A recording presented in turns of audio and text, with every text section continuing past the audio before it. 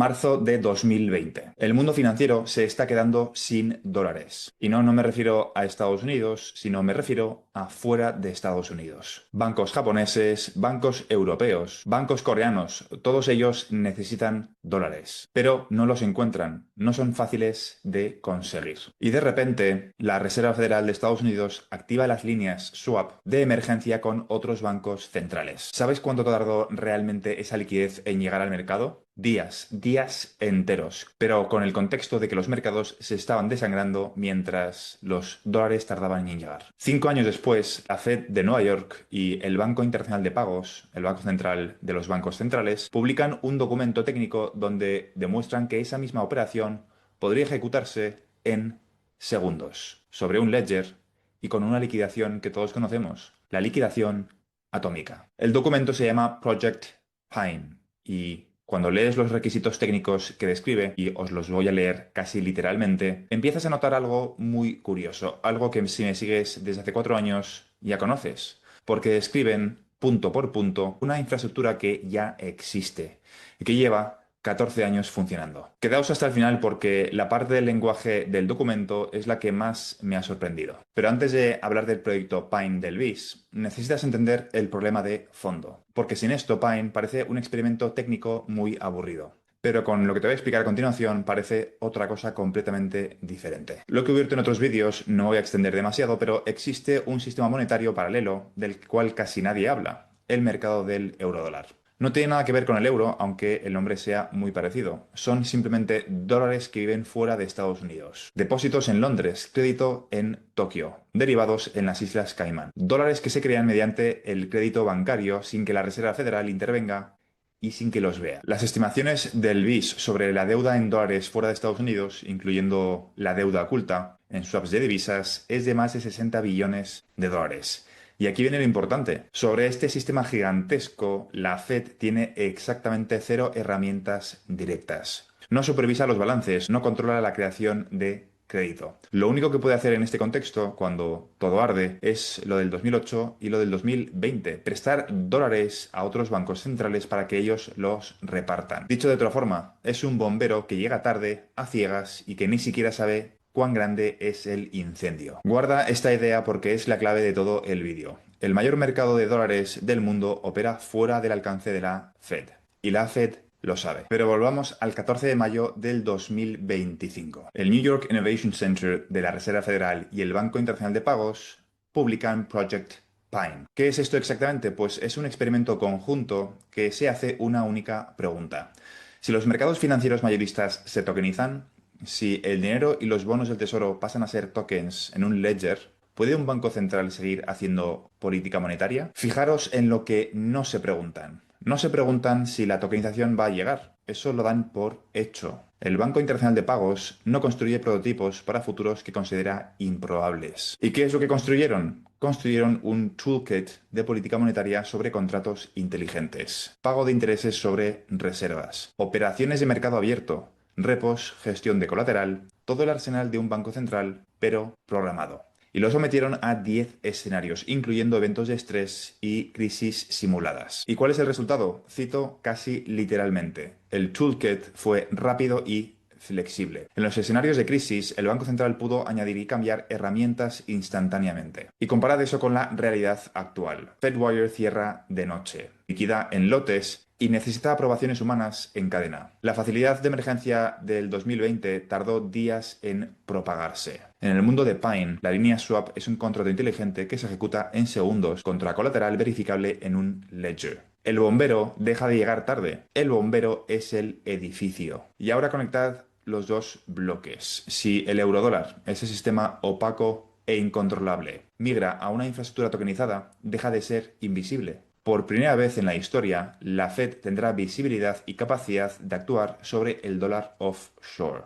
Pine es la Fed construyendo las herramientas para un mundo que sabe que viene y que es inevitable. Y ahora viene la parte que os prometí al principio de este vídeo, porque cuando uno lee los requisitos funcionales que Pine y la literatura del BIS describen para esta infraestructura del futuro, el lenguaje empieza a resultar sospechosamente familiar. Y vamos a empezar por uno y después juzgáis vosotros. El requisito número 1. Liquidación atómica, este viejo conocido de la literatura institucional. El activo y el pago se mueven en la misma operación o no se mueve nada. Delivery versus payment nativo.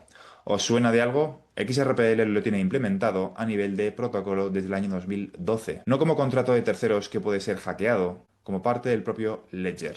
BEX nativo, Scrolls, todo en serie. El segundo requisito es algo que hemos cubierto también en el pasado, activos con controles institucionales. Tokens donde el emisor puede exigir autorización, congelar, recuperar fondos, cumplir KYC a nivel del propio activo, y esto es literalmente la descripción del Multipurpose Token de XRPL y de sus funciones de emisor. Crosslines autorizados, clawback, congelación, diseñadas para emisores regulados, no adaptadas después, diseñadas así desde el principio. Y el tercer requisito es el más grande de todos. El mundo que Pine dibuja es un mundo de muchos ledgers, el de la Fed, el del Banco Central Europeo, el del Banco de Inglaterra, lo que equivaldría en el mundo de Internet a los intranets. Cada banco central con su propia isla tokenizada, cada banco central con su propio intranet, con su propio intranet del valor. ¿Y qué problema crea eso? Que ningún banco central va a liquidar sobre el ledger de otro. Ningún banco central va a querer utilizar el intranet de otro banco central. Necesitas algo en medio, algo neutral, un activo puente que no sea el pasivo de ningún banco central, como lo fue el oro, que funcionaba precisamente porque nadie lo emitía contra su propio balance. Lo que falta es el Internet. Sabemos que los bancos centrales están construyendo sus propios intranets en la versión de activos digitales, pero la pregunta es, ¿quién va a ser el Internet del valor? Un activo puente neutral para liquidar entre sistemas que no se hablan entre sí, sin cuentas prefinanciadas en cada corredor. Eso no es una descripción aproximada de XRP, es el documento de diseño de XRP. Es para lo que fue creado hace más de una década. Y ahora aquí me vais a permitir que sea muy honesto con vosotros porque es lo que distingue el análisis de la propaganda. Project Pine no usó XRPL. El prototipo corre sobre una cadena permisionada compatible con Ethereum con tokens ERC20. Quien os diga lo contrario, o quien diga que la Fed validó XRPL, os está engañando. Lo que yo estoy diciendo es otra cosa, y creo que de hecho es muchísimo más potente. La Fed y el BIS han escrito la lista de requisitos de la infraestructura moderna del futuro. Y resulta que hay un ledger público con 14 años de funcionamiento ininterrumpido que cumple con esa lista punto por punto. No por casualidad ni por adaptación, por diseño original. XRPL fue diseñado con ese propósito. ¿Coincidencia? Podría ser, pero cuando el examen lo escriben describiendo las respuestas de un alumno en concreto, uno como mínimo levanta la ceja. Y cerremos el círculo con el eurodólar, porque aquí está la jugada que casi nadie está viendo. Piensa en lo siguiente, ¿por qué existe realmente el eurodólar? Porque hay una demanda estructural gigantesca de dólares fuera del perímetro regulatorio de Estados Unidos. Esa demanda no va a desaparecer. Y no va a desaparecer ni mucho menos con la tokenización. Va a buscar nuevos raíles. ¿Y qué raíles va a querer ese dinero? No el ledger soberano de la Fed. Si quisiera estar dentro del perímetro de la Fed, no sería dinero offshore. Va a querer una infraestructura neutral, líquida y suficientemente regulada para que el dinero institucional pueda tocarla. En realidad, las monedas estables ya son eurodólares tokenizados, dólares circulando fuera del sistema bancario americano, sin pedir permiso. Y RLUSD, emitida bajo carta fiduciaria de Nueva York, desplegada sobre XRPL, es una apuesta directísima por capturar ese flujo, el dólar offshore del grado institucional, sobre un ledger público que ningún estado controla. El eurodólar del siglo XX se construyó sobre Londres. En el siglo XXI se está construyendo sobre ledgers. Y la pregunta de los próximos 10 años no es tecnológica. Pine ya demostró que la tecnología funciona. La pregunta es de soberanía. ¿Quién controla los raíles? Y como reflexión final quiero compartir contigo simplemente la siguiente idea. El problema del sistema financiero no es un problema de liquidez. El problema de liquidez en realidad en el sistema financiero viene provocada, esa ausencia de liquidez viene provocada por la opacidad.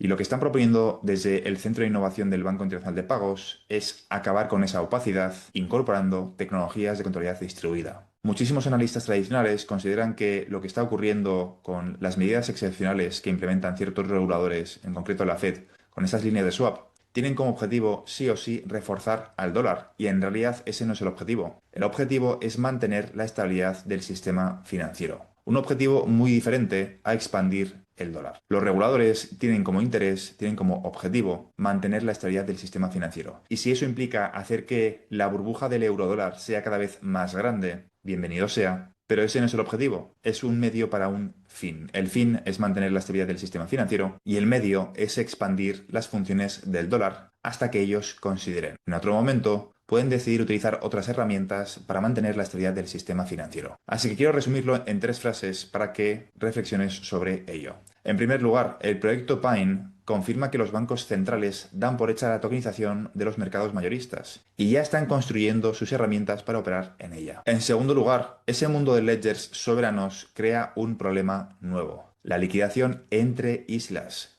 que ningún banco central puede resolver solo, porque la solución exige neutralidad.